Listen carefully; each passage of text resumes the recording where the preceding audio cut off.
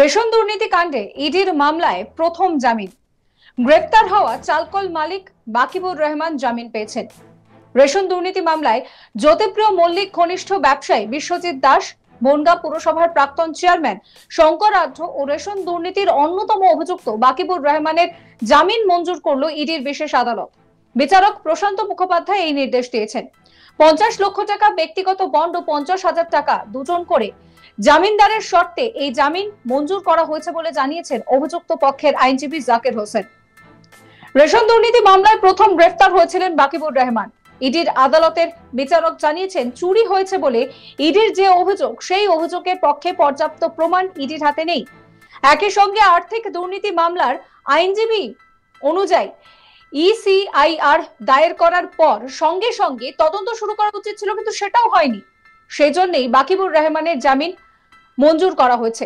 অন্যদিকে শঙ্কর আঢ্য, বিশ্বজিৎ দাসের বিরুদ্ধে অভিযোগ ছিল রেশন দুর্নীতির টাকা এরা বিদেশে অর্থ পাচার করেছে এবং ভারতীয় অর্থনীতির যে ভারসাম্য সেটা এরা নষ্ট করার চেষ্টা করেছে, কিন্তু তার সপক্ষেও কোনো প্রমাণ পাওয়া যায়নি। গত বছর 16 ডিসেম্বর একটি চিঠি উদ্ধার করেছিল ইডি। সেই চিঠির ভিত্তিতে পরবর্তীতে দুজনকে গ্রেফতার করা হয়। কিন্তু এই মামলাতে যখনই আদালতে তারা জানায় যে এই চিঠির ওপরে ইডি নিজেই ভরসা করছে না, ফলে যে চিঠির ওপরে ইডির ভরসা নেই, সেই চিঠির ভিত্তিতে গ্রেফতারও বৈধ হতে পারে না বলেই জানিয়ে দেয় আদালত।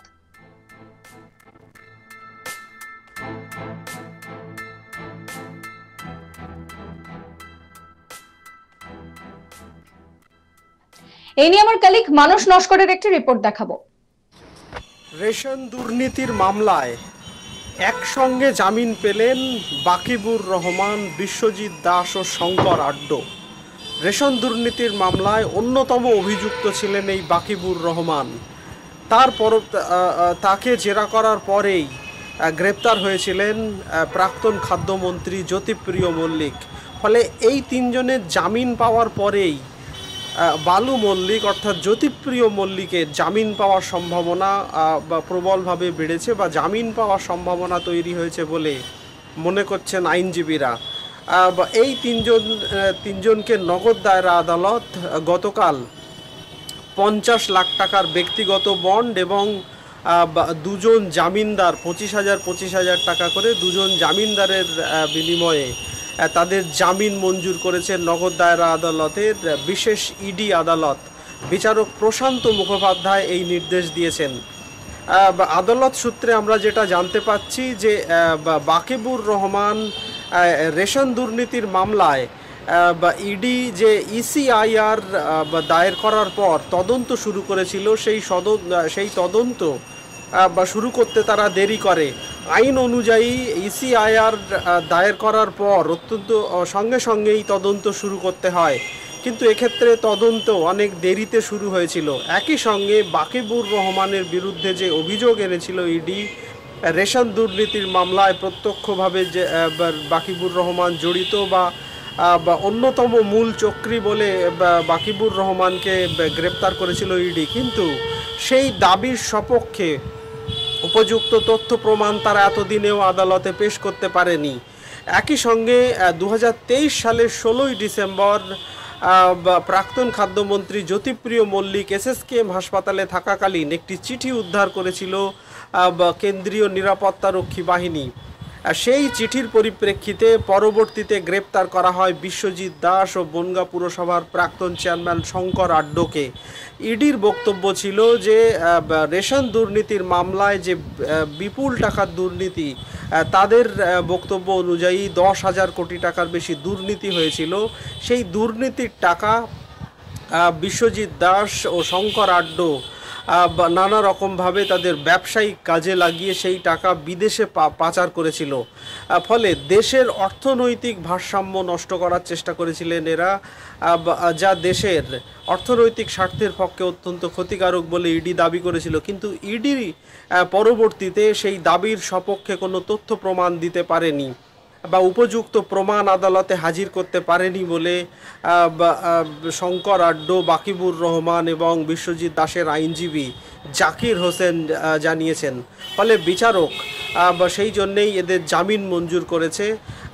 50 লক্ষ টাকার ব্যক্তিগত বন্ড প্রত্যেককেই জমা রাখতে হবে। একই সঙ্গে দুজন জামিনদার 25,000 টাকার বন্ডে তাদেরকে এই তিনজনকে জামিনের এই তিনজনের যে জামিনের আবেদন ছিল সেই জামিন মঞ্জুর করেছে নগদ দায়রা আদালত।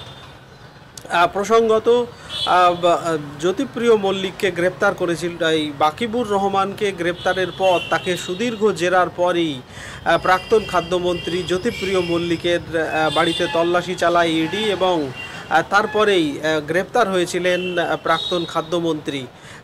এখনও প্রাক্তন খাদ্যমন্ত্রীর জামিনের আবেদন আদালতে বিচারাধীন রয়েছে।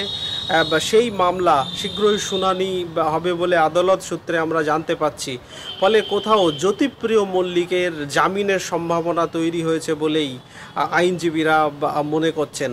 আপাতত নগদ দায়রা আদালত একসঙ্গে রেশন দুর্নীতি মামলায় এর তিনজন অন্যতম অভিযুক্ত বাকিবুর রহমান, শঙ্কর আড্ডো ও বিশ্বজিৎ দাস, বাকিবুর রহমান এবং শঙ্কর আড্ডো দুজন বালু ঘনিষ্ঠ দুজন ব্যবসায়ী। শঙ্কর আড্ডো একই সঙ্গে বনগাঁ পুরসভার চেয়ারম্যান ছিলেন। বিশ্বজিৎ দাসও ব্যবসায়িক সূত্রে জ্যোতিপ্রিয় মল্লিকের সঙ্গে ঘনিষ্ঠভাবে জড়িত ছিলেন বলে ইডি দাবি করেছিল।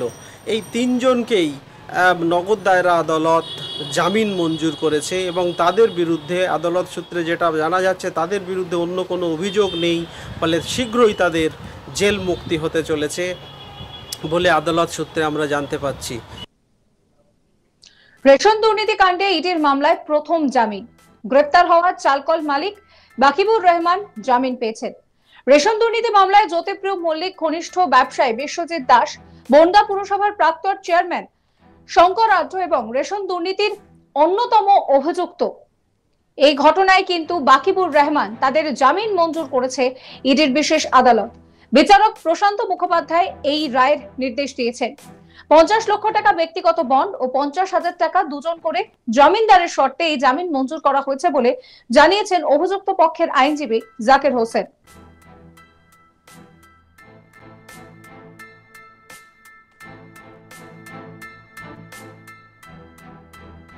রেশন দুর্নীতি মামলায় এই প্রথম জামিন হয়েছে। আর এই বাকিবুর রহমান তিনি কিন্তু প্রথম গ্রেপ্তারও হয়েছিলেন। ইডির আদালতের বিচারক জানিয়েছেন যে চুরি হয়েছে বলে ইডি যে অভিযোগ করেছে সেই অভিযোগের পক্ষে ইডি পর্যাপ্ত কোনো প্রমাণ দিতে পারেনি। এর সঙ্গে ইসিআইআর দায়ের করার পক্ষেও সঙ্গে সঙ্গে তদন্ত উচিত ছিল শুরু করার, কিন্তু সেটাও করা হয়নি। সেই জন্যই এই জামিন। সাবস্ক্রাইব করবেন আজ তাক বাংলার ইউটিউব চ্যানেলকে, ফলো করবেন হোয়াটসঅ্যাপ চ্যানেলও।